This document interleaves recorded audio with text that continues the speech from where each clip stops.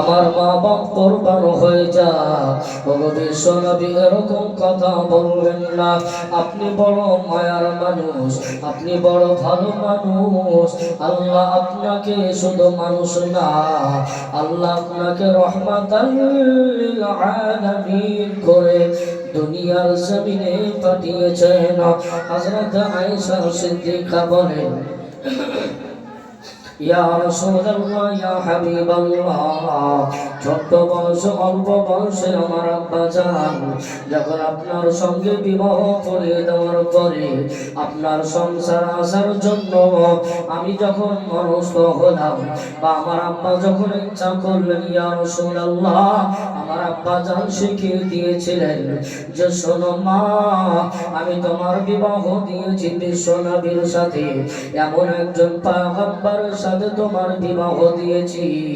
আল্লাহু আকবার। যার শান সম্পর্কে হাদিস দ্বারা প্রমাণ করা হয়, লাউলা মুহাম্মাদুন ওয়া উম্মাতুহু লামা খালাকতুল জান্নাতা ওয়ালান নার ওয়ালাশ শামসা ওয়ালাল কমারা ওয়ালাল মালাক। আল্লাহু আকবার।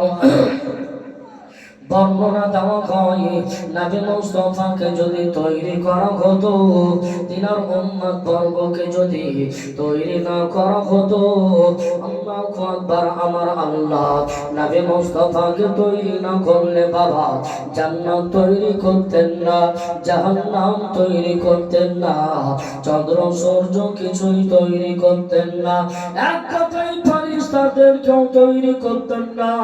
হাদিসে কুদসি দ্বারা আল্লাহ প্রমাণ করে বিশ্ববাসীর কাছে, ও দুনিয়াবাসী জেনে রেখে দাও, লাউলাকা লামা আযহারতুর রুবুবিয়্যা।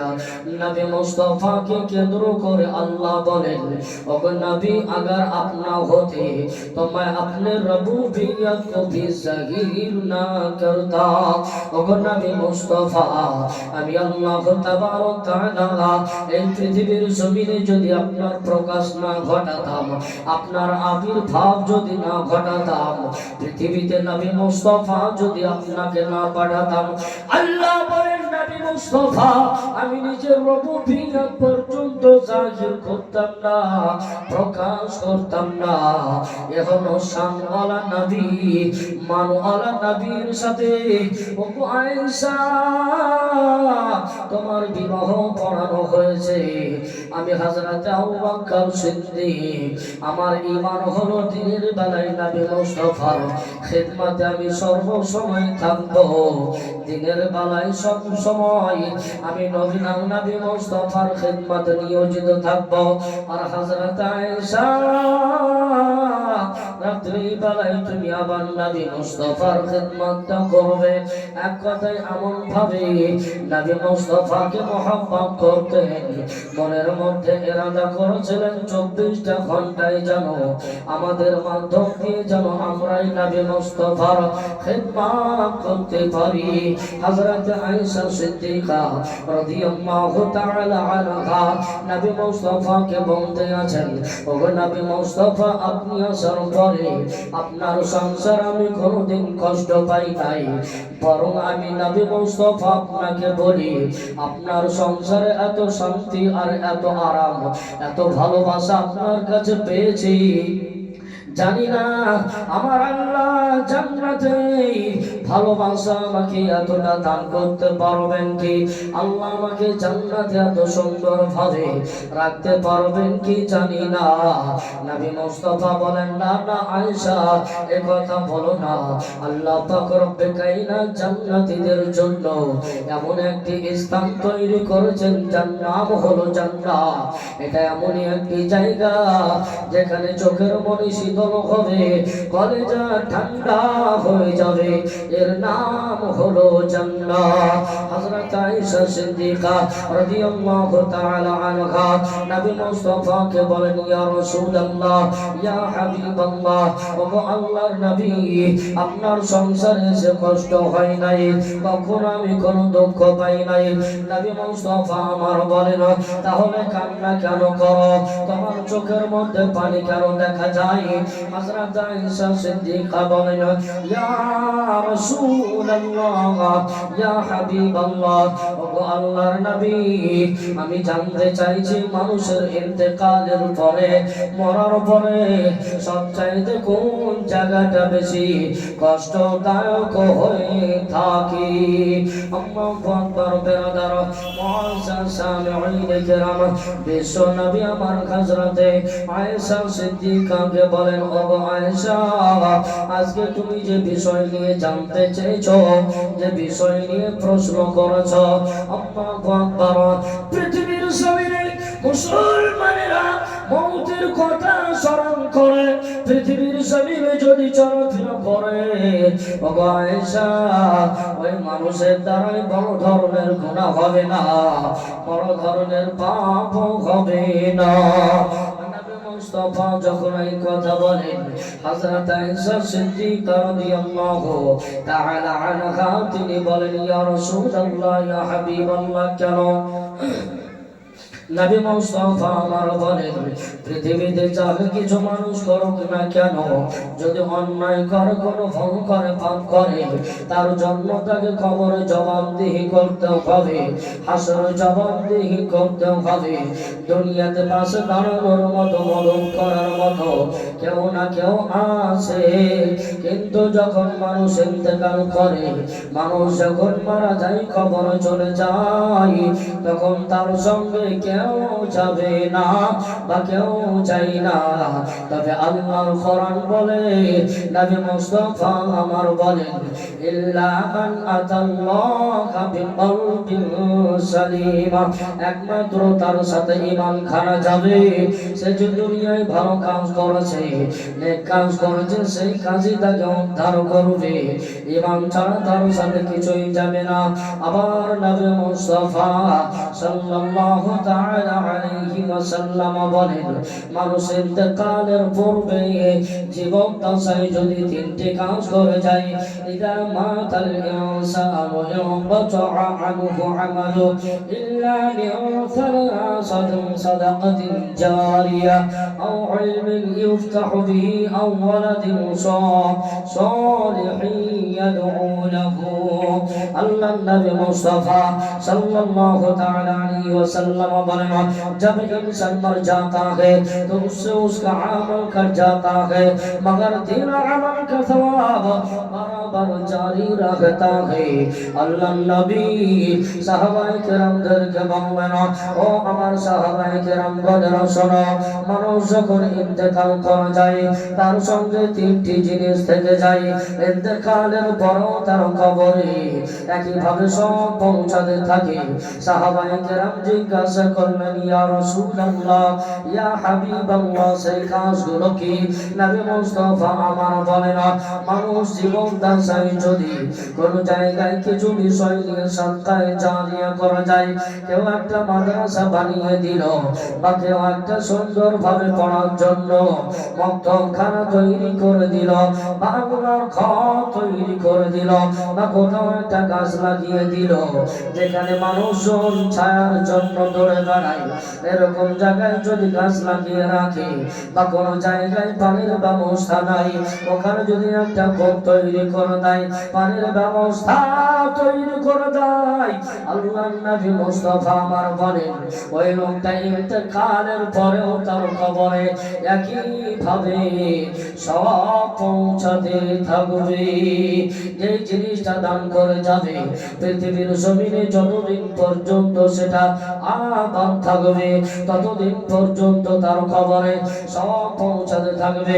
দুই নাম্বার, নবী মুস্তাফা আমার বলেন, যদি কেউ দিন শিক্ষা গ্রহণ করে বা কেউ দিন শিক্ষা অর্জন করে, ইলম হাসিল করার পরে আল্লাহু আকবার, সেই তালিম, সেই দ্বীনি শিক্ষা দুনিয়ার মধ্যে দিল, আখিরাতের চিন্তা ভাবনা মানুষের মাথায় দিয়ে এইভাবে ধর্মীয় শিক্ষা দিল, বা নিজেও সে আলেম তৈরি করল, যতদিন পর্যন্ত পৃথিবীর জমিনে এই চর্চা থাকবে, ততদিন পর্যন্ত তার খবরে একই ভাবে সওয়াব পৌঁছাবে।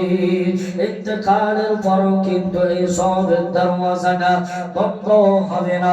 3 নম্বরে নবী মুস্তাফা আমার বলেন, আল্লাহু আকবার, হযরতে আয়েশা সিদ্দিকা শোনো এবং সাহাবায়ে কেরামদেরকে নবী আমার বলেন, ও আমার সাহাবায়ে কেরামগণেরা শোনো, কোন বাপ যদি নিজের সন্তানকে আলেম তৈরি করতে পারে, হাফিজ তৈরি করতে পারে, বা মুফতি দ্বীন মুফতি তৈরি করতে পারে, এক কথায় তিনি শিক্ষা দিয়ে তাকে সলিহ নেক তৈরি করতে পারে, আল্লাহর নবী বলেন ওই লোকটা ইন্তেকাল করলে পরেও তার সন্তান যতদিন দুনিয়ার জমিনে বেঁচে থাকবে তার কবরে এই সব পৌঁছতেই থাকবে। কিন্তু এখন কি যুগ জামানা, আরে বেটাকে আলেম তৈরি করা তো দূরের কথা, মৌলবি তৈরি করা তো দূরের কথা, হাফেজ তো তৈরি করা দূরের কথা, মসজিদটাও ছিনায় না, কালমা পড়ায় না। বিয়েতে কালেমা পড়া দিয়েছি, বলো লা ইলাহা ইল্লাল্লাহ, তো তুই যে লা ইলাহা ইল্লাল্লাহ, লোরে ইল্লাল্লাহ লাগো, ইল্লাল্লাহ তো ইল্লাল্লাহ, তো পাশের থেকে বলছে যে হুজুর ছেড়ে দেন, একটু বুঝতে পারছেন না, বুঝতে পারছেন? ছাড়তে ছাড়তে আমরা তো ছেড়েই দিব, ধরবে ফারিস তার আজোড়া মাছ নিয়ে রেডি হয়েছে, খালি একবার মরে দেখেন কবরে। হ্যাঁ, এই বাবা যারা সন্তানকে জন্ম দিয়েছে, স্কুলে পড়ালেখানোর জন্য কত চেষ্টা, হাজার প্রাইভেট, এক বেলাতে না গেলে পরে দ্বিতীয় বেলায় পিটুন না তো খাবার বন্ধ, আর এদিকে নামাজ নাই, রোজা নাই, ধর্ম কোনো শিক্ষা নাই, বাচ্চাকে রাখালের পরিবেশে তৈরি করছেন মাস্টার ডাক্তার। এই ছেলেটার জন্য কিয়ামতের দিন আপনাকে জবাবদিহি করতে হবে। এরকম বাপ মা বউ আছে গো, একটা ছেলেকে বাপ মা বলছে যে আমরা তো পড়ালেখা করতে পারলাম না, বাপ তো তুই একটু বাইরে গিয়ে ভালো করে পড়াশোনা করে আইতো। তো বেটা বাইরে গিয়ে পড়াশোনা করেছে, ডিওজি ডগ, সিএটি ক্যাপ, আর এটি ক্যাট, কুকুর বিড়াল ইঁদুর, ইংলিশ ভালো শিখেছে, বুঝতে পেরেছে।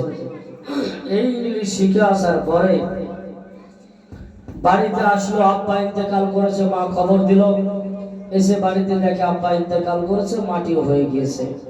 মা বলছে বেটা সোনা মানে তোর বাপ যখন চিন্তা ছিল একটু উপকার করতে পারিস নি, তোকে তোর আব্বা পড়ানোর জন্য, ভালোভাবে তৈরি করার জন্য তোকে বাইরে ফেলে রেখেছিল, নিজে মাথার ঘাম পায়ে ফেলে পরিশ্রম করেছিল রে সোনা বেটা।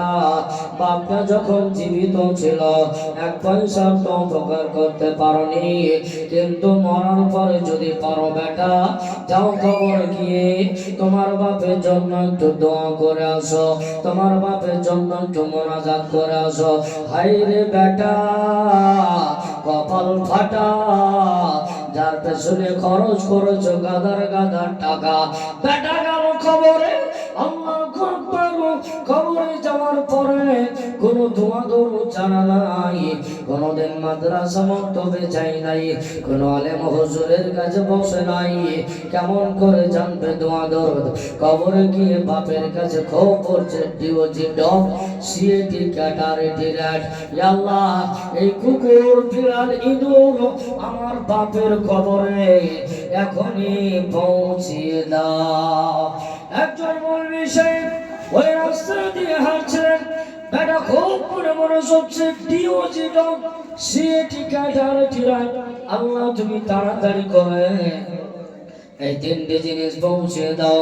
মৌলভী সাহেব বলছে বেটা কিসের দোয়া করো বলো? হুজুর দোয়া তো আমি জানি না, আমার বাপ আমাকে টাকা পয়সা খরচ করিয়ে ইংলিশ শিখিয়েছে, আমি ইংলিশ শিখেছি ডিওজি ডগ, সিএটি ক্যাট, আর এটি র্যাট, আমি সেটাই ইংলিশটা আমার বাপের খবরে পাঠাচ্ছি।